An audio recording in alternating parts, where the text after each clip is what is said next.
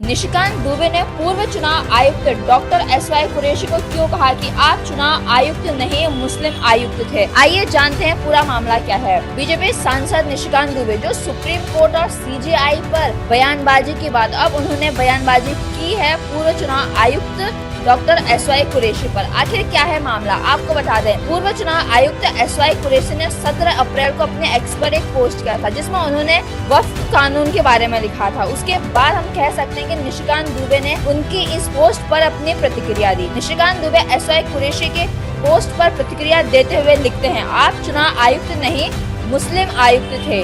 झारखंड के संथाल परगना में बांग्लादेशी घुसपैठिया को वोटर सबसे ज्यादा आपके कार्यकाल में ही बनाया गया। पैगंबर मोहम्मद साहब का इस्लाम भारत में 712 में आया। उसके पहले तो यह जमीन हिंदुओं की या उस आसत से जुड़ी आदिवासी जैन या बौद्ध धर्मावलंबी की थी। मेरे गांव विक्रमशिला को बख्तियार खिलजी ने 1189 में जलाया। विक्रमशिला विश्वविद्यालय ने दुनिया को पहला कुलपति दिया। अतीश दीपांकर के तौर पर इस देश को जोड़ो, इतिहास पढ़ो, तोड़ने से पाकिस्तान बना, अब बंटवारा नहीं होगा। निशिकांत दुबे, जी हाँ, ये बड़ी बात कही है बीजेपी सांसद निशिकांत दुबे ने। आखिर निशिकांत दुबे ने ऐसा क्यों कहा, उसके लिए जानना जरूरी है कि डॉक्टर एसवाई कुरैशी ने क्या लिखा था उस पोस्ट में।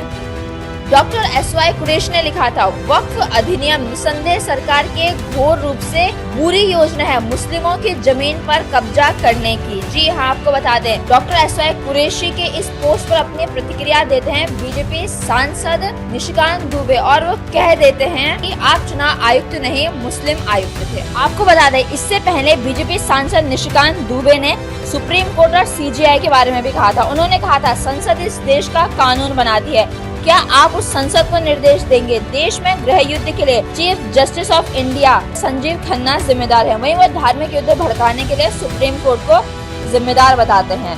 आपका इस खबर के बारे में क्या कहना है निशिकांत दुबे के इस प्रतिक्रिया के बारे में जो उन्होंने पूर्व चुनाव आयुक्त डॉक्टर एसवाई कुरैशी के पोस्ट के बाद दी है। आप अपने विचार जरूर साझा करें और आप आगे की अपडेट्स के लिए बने रहिए आवाज नए भारत के साथ और सब्सक्राइब करें आवाज नए भारत को।